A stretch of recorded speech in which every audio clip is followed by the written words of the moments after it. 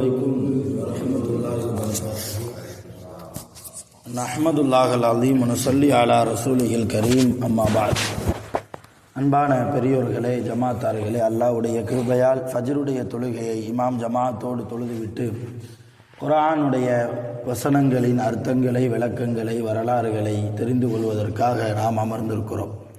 ரப்பு சுப்ஹானஹு வ தஆலா நம்முடைய எல்லா அமல்களையும் முழுமையாக பரிபூர்ணமாக கபூல் செய்வானாக. ஆமீன். ரப்புல் ஆலமீன் இன்றைய நாளை பரக்கத்து நிறைந்த நாளாக, ரஹ்மத்து நிறைந்த நாளாக, கெட்ட முடிவுகளை விட்டும், முசீபத்துகளை விட்டும், திடீர் மரணங்களை விட்டும், ஷைத்தான்களுடைய பொறாமைக்காரர்களுடைய தீங்குகளை விட்டும், ஆஸ்பத்திரி செலவுகளை விட்டும், நோய் நொடிகளை விட்டும் பாதுகாப்பு பெற்ற நாளாக அல்லாஹ் இந்த நாளை நமக்கு அமைத்து தருவானாக. ஆமீன். சங்கையானவர்களே, தப்பத் யதா அபீ லஹபி வ தப் என்கிற சூரா எதனால் இறக்கப்பட்டது என்கிற வரலாறை நேற்றைய தினம் நாம் அறிந்து கொண்டோம். இன்று அந்த சூறாவில் இடம்பெற்றிருக்கிற ஆயத்துகளின் அர்த்தங்களை பார்க்க இருக்கிறோம்.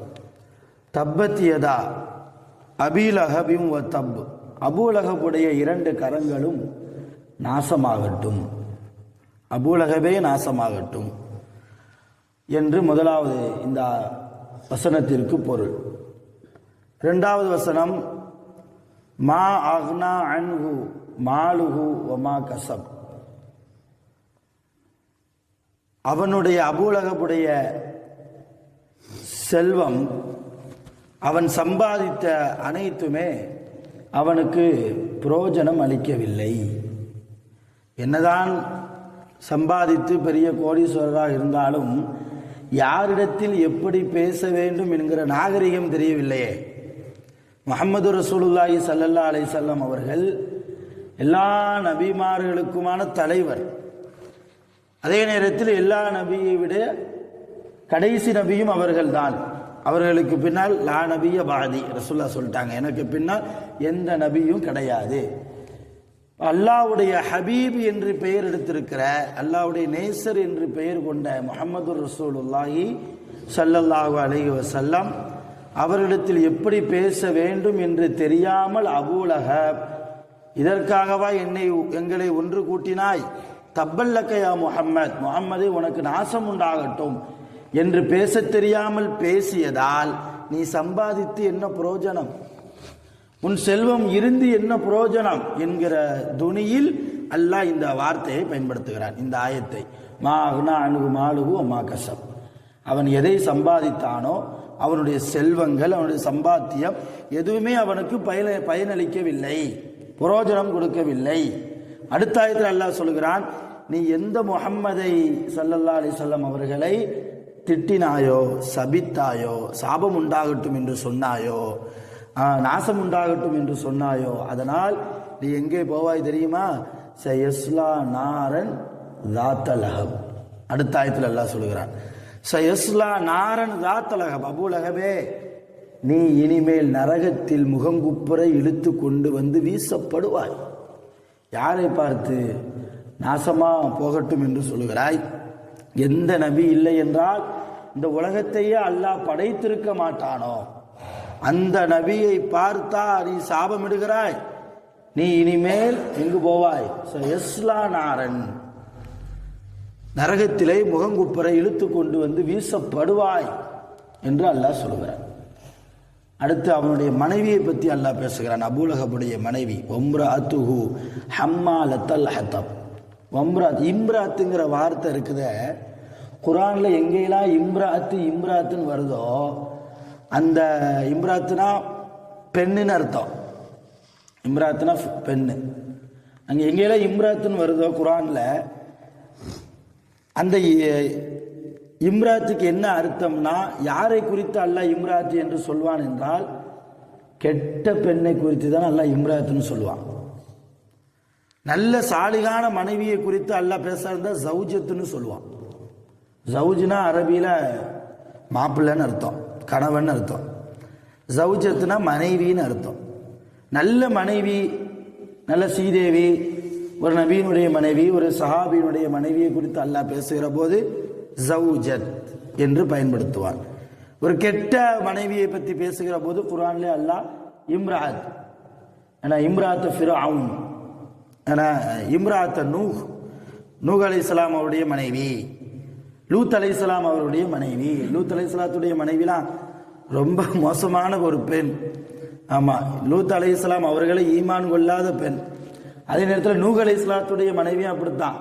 அல்லாஹ் உலகம் ஃபுல்லாக வெள்ளத்தை கொண்டு வரேன்னு சொல்லிட்டான், தயவு செய்து என்னை ஈமான் கொண்டு நான் செஞ்ச கப்பலில் வந்து ஏறுமா என்று மனைவியை எச்சரிக்கை செய்த போது நூஹ் அலைஹிஸ்ஸலாத்துடைய மனைவி கேலி செய்தாள். அது எப்படி உலகம் ஃபுல்லாக எப்படி வெள்ளம் வரும் என்று சொல்லி கேலி செய்தாள். அவ்வளவு மோசமான ஒரு பெண். அப்போ மோசமான பெண்ணை குறித்து அல்லாஹ் பேசுகிற போது ஜௌஜத் என்று பயன்படுத்த மாட்டான், இம்ராத் என்று பயன்படுத்துவார். அதைத்தான் இங்கே தப்பத்தியதா சூறாவிலே அல்லாஹ் சொல்றான், வம்ரஅத்துஹு ஹம்மாலத்தல் ஹத்தப், விறகு சுமந்து கொண்டு வந்து நிற்கிறாளே அந்த அபூலகபுடைய மனைவியும் நாசமாகட்டும். ஃபீ ஜீதிஹா, அவளுடைய கழுத்திலே ஹபுலும் மின் மசத், அந்த ஈத்த மரத்தினுடைய நாரிலான் ஆன கயிறு அவளுடைய கழுத்திலே கட்டப்படும். எங்க? கியாமத் நாளிலே.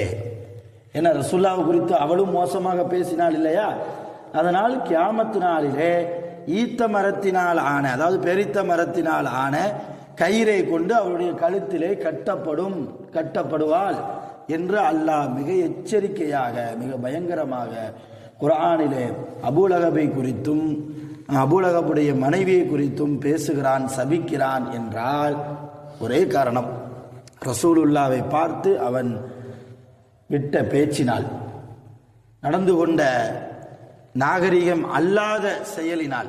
உண்மையான பெருமக்களை, வரலாறில் நாம் பார்க்கிறோம், ரசூலுல்லாவுடைய கண்ணியம் தெரிந்த சஹாபாக்களாக ரசூலுல்லாவுடைய தோழர்கள் வாழ்ந்தாங்க. இப்போ நம்ம தாய்மொழி தமிழ், ஏதாவது துவா நம்மளுடைய தேவை நமக்கு தெரியும். ஒவ்வொரு ஆளுக்கும் ஒவ்வொரு தேவை இருக்கும். சில ஆளுக்கு பொருளாதார தேவை இருக்கும், சில பேருக்கு திருமண வயது வந்தும் நம்ம பையனுக்கு பொண்ணு கிடைக்காம இருக்கலாம், சில பேருக்கு குழந்தை பாக்கியம் இல்லாமல் இருக்கலாம், திருமணம் முடிஞ்சு பல வருடங்கள் கழிந்து குழந்தை பாக்கியம் இல்லாமல் இருக்கலாம், சில பேருக்கு குடும்பத்தில் சில முசீபத்துகள் இருக்கலாம், சில பேருக்கு நிறைய தேவைகள், இப்படி ஒவ்வொருவருக்கும் ஒவ்வொரு தேவைகள் இருக்குது. இப்போ நம்ம துவா செய்யும் போது தமிழில் நம்ம அல்லாட்ட கேட்கும்போது நம்ம தேவையை குறித்து எப்படி கேட்கணும் என்பது நமக்கு தெரியும்.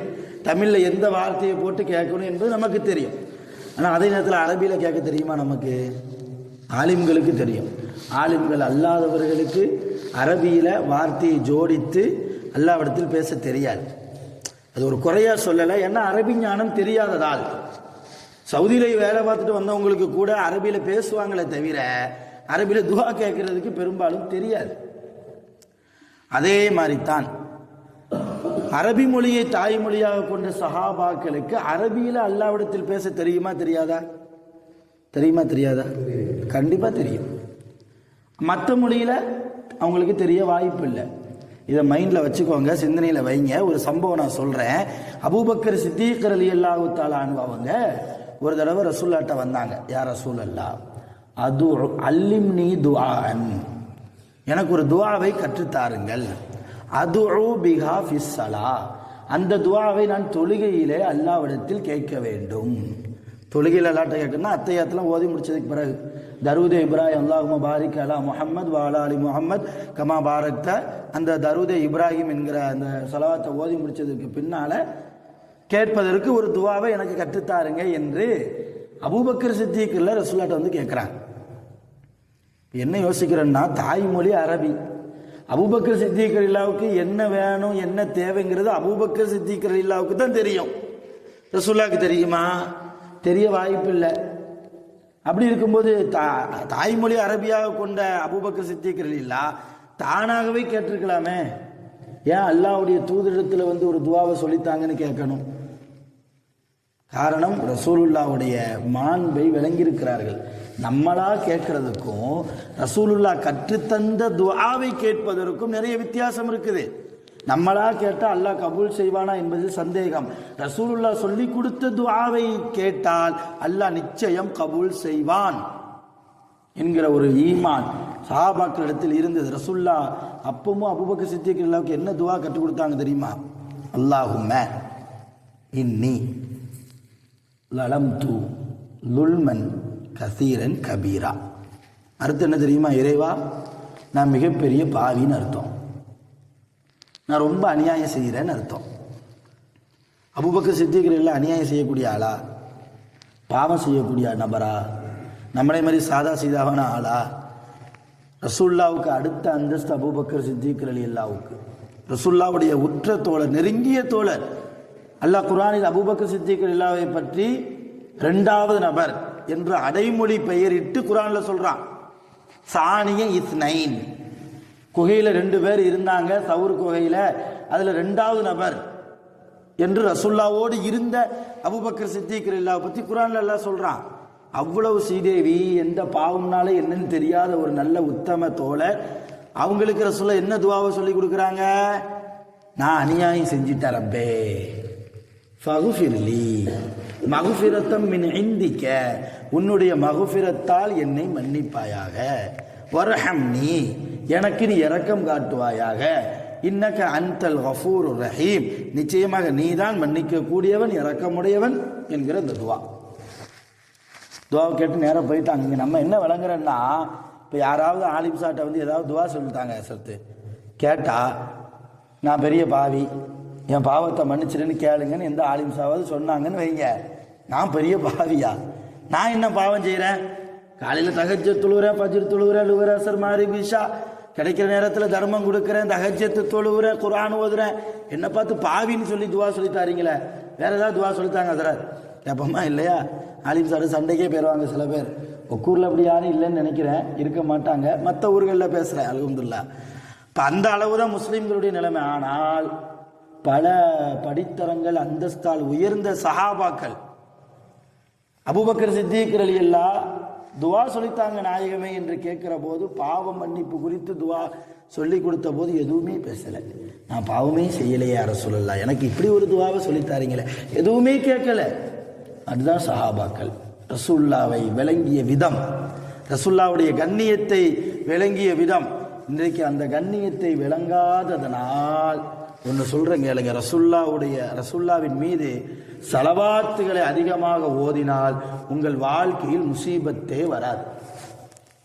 நிச்சயம், அது சத்தியம். அது நிறைய சாலிகின்களுடைய சத்திய சொல். இது அனுபவத்தினால் வந்த வார்த்தை.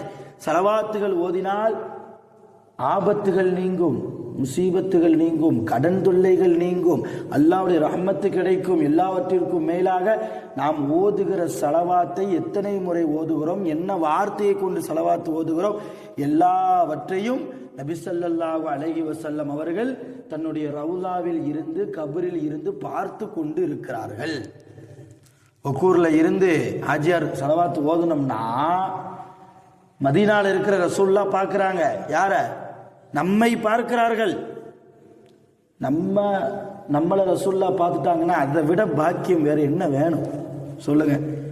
என்ன வார்த்தையை கொண்டு ஸலவாத்து ஓதுகிறோம்? ஸலவாத்து நிறைய வகை இருக்கு. அதில் எந்த வார்த்தையை பயன்படுத்தி ஓதுகிறோம், எத்தனை முறை ஓதுகிறோம், எல்லாம் ரசூலுல்லாவுக்கு தெரியும், பார்த்து கொண்டு தான் இருக்கு. ஹதீஸ் சும்மா நான் போகிற போக்கில் அடிச்சு விட்டு போகல, எல்லாம் புகாரி முஸ்லீமில் வந்த ஆதாரபூர்வமான ஹதீஸை நான் சொல்லுகிறேன்.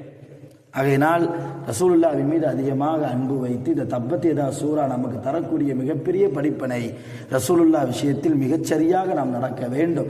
எக்காரணத்தை கொண்டும் ரசூலுல்லாஹ்வின் மீது உண்டான முஹப்பத்தை நாம் குறைத்து கொள்ளக்கூடாது. நாள் ஆக ஆக அந்த முஹப்பத் அதிகரித்து கொண்டே போக வேண்டும். அந்த முஹப்பத்தினால் நபி அவர்கள் மீது ஸலவாத்துகளையும் நாம் அதிகரித்து கொண்டு போக வேண்டும். வல்ல ரஹ்மான் அதற்குண்டான எல்லா நல்ல பாக்கியங்களையும் நம் அனைவர்களுக்கும் நிரப்பமாக தந்து அருள் புரிவானாக. ஆகிரு தஅவானா அல்ஹம்துலில்லாஹி ரப்பில் ஆலமீன். சுப்ஹானல்லாஹி பிஹம்திஹி சுப்ஹானக்கல்லாஹும்ம வபிஹம்திக அஷ்ஹது அன் லா இலாஹா இல்லா அன்த அஸ்தக்ஃபிருக வ அத்தூபு இலைக். ஆமீன். சுப்ஹான ரப்பிக ரப்பில் இஸ்ஸத்தி அம்மா யசிஃபூன் வ ஸலாமுன் அலல் முர்ஸலீன் வல்ஹம்துலில்லாஹி ரப்பில் ஆலமீன். ஸல்லல்லாஹு அலா முஹம்மத் ஸல்லல்லாஹு அலைஹி வஸல்லம். ஸல்லல்லாஹு அலா முஹம்மத் ஸல்லல்லாஹு